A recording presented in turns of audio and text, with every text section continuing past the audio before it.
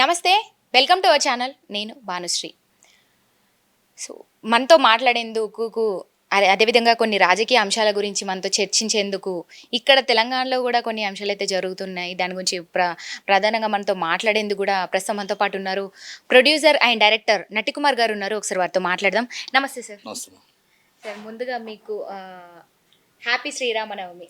Same to you. Thank you sir. సరే, అయితే ఇప్పుడు ఆంధ్రప్రదేశ్లో మొన్న ప్రధానంగా ఒక జగన్ ఏదైతే ప్రచార సమయంలో, అది రాత్రి పూట ప్రచారం సమయంలో కూడా తన మీద దాడి అనేది అయితే జరగడం చూసాం మనందరం కూడా. అది చిన్న దాడే అవ్వచ్చు, కానీ దాని మీద కూడా కొందరు మరి ఇక్కడ మన తెలంగాణలో ఎందుకు స్పందిస్తున్నారు దేనికోసం అని తెలియదు. అంటే ముఖ్యంగా ఆర్జీవి గారు స్పందించారు దీనిపైన. సో ఆయన కామెంట్స్ ఎట్లా చేస్తున్నారంటే, జగన్ మీద దాడి జరిగితే కూడా ఇప్పటి వరకు కూడా ఏ ఒక్క హీరోలు కూడా స్పందించలేదంటూ మాట్లాడుతున్నారు.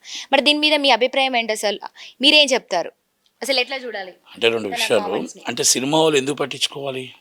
అంటే సినిమా వాళ్ళని 1/2 కిలోమీటర్ నడిపించి వాళ్ళ వీడియో అంతా తీసి దండాలు పెట్టించుకొని నమస్కారం పెట్టించుకొని వాళ్ళ దగ్గర మా టికెట్ల కోసం వచ్చారు, మా రేట్ల కోసం వచ్చారు, మాకు దాసోహంగా నా దగ్గర నించున్నారు అని చెప్పేసి అంత చులకనగా చూసిన వాళ్ళు చూసిన సీఎం కోసం దానికోసం చూపించాలా?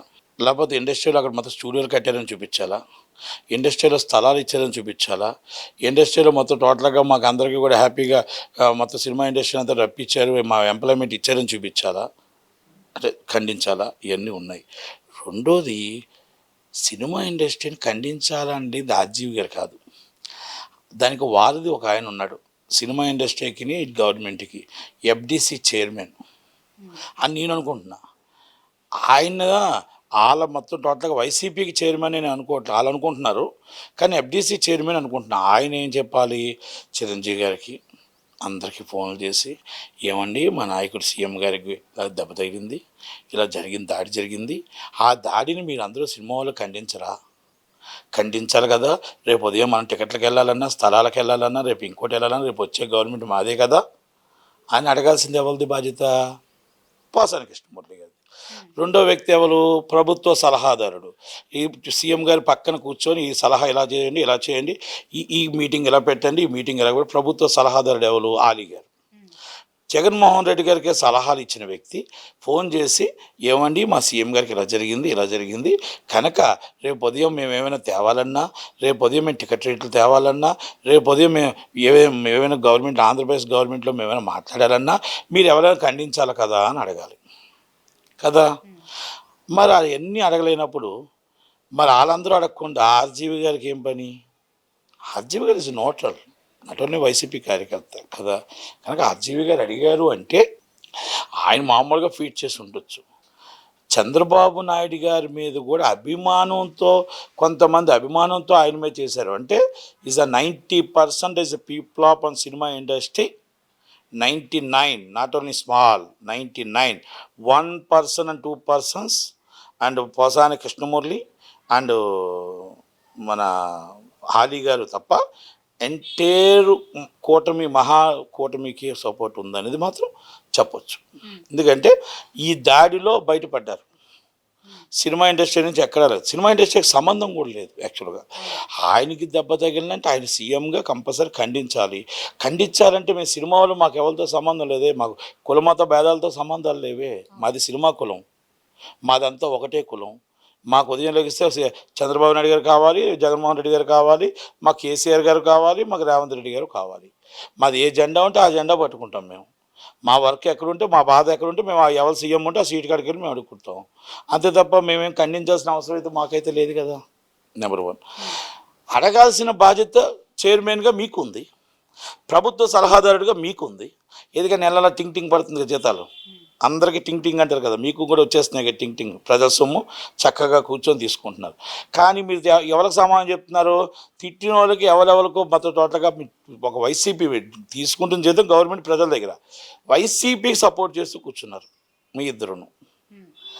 ఇది ఎక్కడ న్యాయం? సినిమా వాళ్ళకి ఒక్కటైనా ఒక స్టూడియో చేయించారా?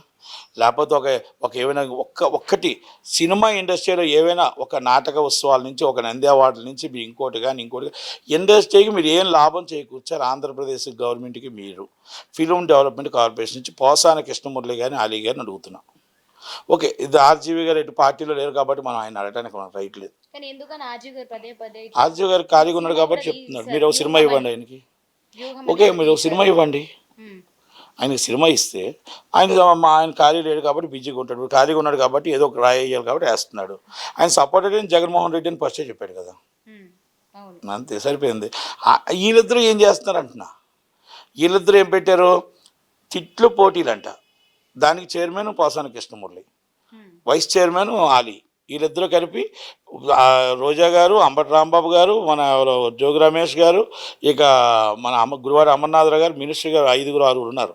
వీళ్ళందరికీ ఎవరికి ఫస్ట్ ప్రైజ్ సెకండ్ ప్రైజ్ అంట. సినిమా ఇండస్ట్రీ మానేశారు, వాళ్ళకి నంది అవార్డులు ఇవ్వడం మొదలెట్టారు వీళ్ళు. ఉమ్, దానికి చైర్మన్ వైస్ చైర్మన్ వీళ్ళు.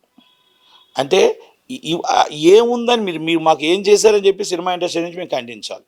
ఉమ్, నేను అడుగుతున్నా, ఒక ప్రొడ్యూసర్ కౌన్సిల్ జాయింట్ సెక్రటరీగా, ఒక సీనియర్ నిర్మాతగా, ఒకప్పుడు ఒక పిచ్చోడు నటికుమార్ ఉండేవాడు. నటికుమార్ ఉండేటప్పుడు గబ గబ గబ గబ ఒక ఏగ వాళ్ళని ఒకటి జగన్మోహన్ రెడ్డి మీద అన్నింటికి ఒక కూర్చొని ఇలాంటివి ఎందుకు అడగట్లేదు ఏంటి అని అడిగేవాడిని. ఉమ్, నన్ను తోసేశారు బయటికి. ఉమ్, నేను వాళ్ళనేం అడగలేదు, నన్ను వాళ్ళే తోసేశారు. అలాగని నేనేమి టీడీపీకి సపోర్ట్ చేసి టీడీపీకి నేనేమి మొత్తం టోటల్గా నేనేం టీడీపీ పార్టీలో జాయిన్ అవ్వలే. కాకపోతే ఏంటంటే అక్కడ ఆంధ్రప్రదేశ్ ప్రజలు బాగుండాలి, ఆంధ్రప్రదేశ్లో గవర్నమెంట్ 100% రాక్షస పాలన నడుస్తుంది, ఒక రౌడీజం నడుస్తుంది, ఒక మొత్తం టోటల్ శాంతి భద్రత క్షీణించిపోయాయి కనుక అది గవర్నమెంట్ మారాలి. రాజధాని లేని రాష్ట్రం అయిపోయింది, ప్రజలకు తండ్రి లేని రాష్ట్రం అయిపోయింది కనుక ఒక తండ్రి లాంటి వాడు చంద్రబాబు లాంటి వాళ్ళు రావాలి, సీనియర్ వ్యక్తి వచ్చి అమరావతి మొత్తం టోటల్గా ఫుల్ఫిల్ అవ్వాలి, మనకు ఒక రాజధాని రావాలి, అలాగే సినిమా ఫీల్డ్ అంతా డెవలపింగ్ ఉన్న విశాఖపట్నం అవ్వాలి, సాఫ్ట్వేర్ అంతా మొత్తం విశాఖపట్నం డెవలపింగ్, ఫైనాన్స్ స్టేటస్ అంతా విశాఖపట్నం డెవలప్ అవ్వాలి, అలాగే రాయలసీమలో మొత్తం న్యాయ వ్యవస్థ అంతా రాయలసీమలో డెవలప్ అవ్వాలి, తిరుపతి వెంకటేశ్వర స్వామి డెవలప్ అవ్వాలి. అన్నీ డెవలప్ చేసుకుంటూ మన ఆంధ్రప్రదేశ్ని మన ఉన్న వనరుల్ని ఆటల్ని మనం అన్నీ వాడుకుంటూ ఆర్బిటేషన్ పెట్టి ఎక్కడైతే డిస్ప్యూట్స్ ఉన్నాయో ఆ ల్యాండ్స్ అన్నీ కూడా డిస్ప్యూట్లో ఉన్న ల్యాండ్స్ అన్నీ కూడా ఆర్బిటేషన్ మీద సెటిల్మెంట్లు చేయాలి. ఆ సెటిల్మెంట్లు చేసి ఆ వచ్చిన ఇన్కమ్ని మళ్ళీ మనం రేపు ప్రజల మీద భారం పడకుండా, అప్పు భారం పడకుండా మనం ఇవన్నీ చేసుకోవాలి. ఏదైతే పథకాలు ఇస్తున్నామో ఆ పథకాలన్నీ కూడా అంతకన్నా కొంచెం రెట్టింపు పథకాలు కొంచెం ఎక్కువగా చేసి పేద ప్రజలను ఆదుకోవాలి. వాలంటీర్స్ అనే వాళ్ళని 5,000 రూపాయలు ఇస్తున్నారు. నిజమైన వాలంటీర్స్ ఇప్పుడు ఉన్నారు, అబద్ధ వాలంటీర్స్ అంతా రిజైన్ చేసి వెళ్ళిపోయారు. ఆ నిజంగా వాలంటీర్స్ ఎవరైతే ఉన్నారో పనిచేస్తున్నారు పాపం వాళ్ళకి మనం 10,000 రూపాయలు జీతం అన్నారు, ఇంకో 1,000 రూపాయలు ఎక్కువ ఇచ్చినా పర్లేదు. అలాంటి వాళ్ళందరినీ మనం కాపాడుకొని ఎంప్లాయ్మెంట్ ఇవ్వాలి. 13 లక్షల కోట్లు తెచ్చాను అన్నారు, ఎక్కడ తెచ్చారు? అది కోట డబ్బా తిరిగిన పరిస్థితులు ఉంది. ఆ 13 లక్షల కోట్లకు ఎన్ని లక్షల ఉద్యోగాలు ఇచ్చారు, ఎన్ని లక్షల ఉద్యోగాలు ఇస్తారు, అది జగన్మోహన్ రెడ్డి గారు ఎందుకు ఇవ్వలేదు? అవన్నీ కూడా మనం తీసుకొని రావాలి. మిగులు కరెంటుతో వచ్చి ఈరోజు అప్రూపాలు అయిపోయిన కరెంటు తీసుకొచ్చాం. ఈరోజు బొగ్గుకు డబ్బులు ఈడీ ఛార్జెస్ కలెక్ట్ చేస్తున్నారు. హైకోర్టుకి ఈడీ ఛార్జెస్ కలెక్ట్ చేయొద్దని చెప్పేసి ఇచ్చింది, సర్ ఛార్జెస్ కలెక్ట్ చేయొద్దని ఇచ్చింది. అలాంటిది దొంగతనంగా ED charges sir charges collect చేస్తూ కరెంటు బిల్లుల్లో 200 రూపాయలు ఉన్న కరెంటు బిల్లుని 1,000 రూపాయలు కలెక్ట్ చేస్తూ దౌర్జన్యంగా చేస్తూ కరెంట్లు కట్ చేస్తూ రోజుకి 4 గంటలు కూడా కరెంటు లేని రాష్ట్రాన్ని చేసుకుని ఆంధ్రప్రదేశ్ అంధకార్యం చేశారు. దానికోసం మన జగన్మోహన్ రెడ్డి గారికి ఓటేయాలా, చంద్రబాబు గారికి ఓటేయాలా? ఇవన్నీ కూడా జనాలు నిర్ణయించుకొని ఓటేస్తారు కనుక అందుకని ఇలాంటి రాష్ట్రంలో పరిశ్రమలు రావట్లేదు, అభివృద్ధి జరగట్లేదు, ప్రాపర్టీస్ అమ్ముడుపోవట్లేదు. ఈరోజు కరెంటు అనేది మొత్తం రైతులకు కరెంట్ లేదు, అలాగే రైతులు మీటర్లకు కరెంటు పెట్టి వాళ్ళకు గుద్దుబండి అయిపోయి కూర్చున్నది. ఎక్కడ చూసినా లంచం స్టేట్ ఫార్వర్డ్గా అంటారు కానీ లంచాలు ఎక్కువైపోయాయి. ఈరోజు ఏఈ నుంచి ఏడీ నుంచి ఎంఆర్ఓ నుంచి ప్రతి ఒక్కరూ లంచం లేని పని చేయట్లేదు. ఇది నా చేతిలో ఉన్న సాక్ష్యాలతో చెప్తున్నా. పంచాయతీలో కలెక్షన్ చేయట్లేదు, మీరు క్యాష్ ఇస్తే చాలు, పంచాయతీ రిసీట్ అవసరం లేదు. ఆ పరిస్థితిలో కొన్ని వేల కోట్ల రూపాయలు కార్పొరేషన్ ఫండ్స్ కానీ ఏది వసూలు చేయట్లేదు. ఇది అందరూ ఒక ఎమ్మెల్యేలు అవ్వచ్చు, ఇంకోళ్ళు వాళ్ళ జోబుల్లోకి వెళ్తున్నాయి, కొంతమంది ఎంప్లాయీస్కి వెళ్తున్నాయి. ఇలాంటివన్నీ అరికట్టారంటే సీనియర్ వ్యక్తి ఒక చంద్రబాబు నాయుడు గారు వచ్చి దీనికి దారిలో పెట్టాలి. పోలవరం ప్రాజెక్టు పూర్తవ్వాలంటే చంద్రబాబు నాయుడు గారు రావాలి, అలాగే మన కరెంటు బిల్లులు తగ్గాలంటే చంద్రబాబు నాయుడు గారు రావాలి.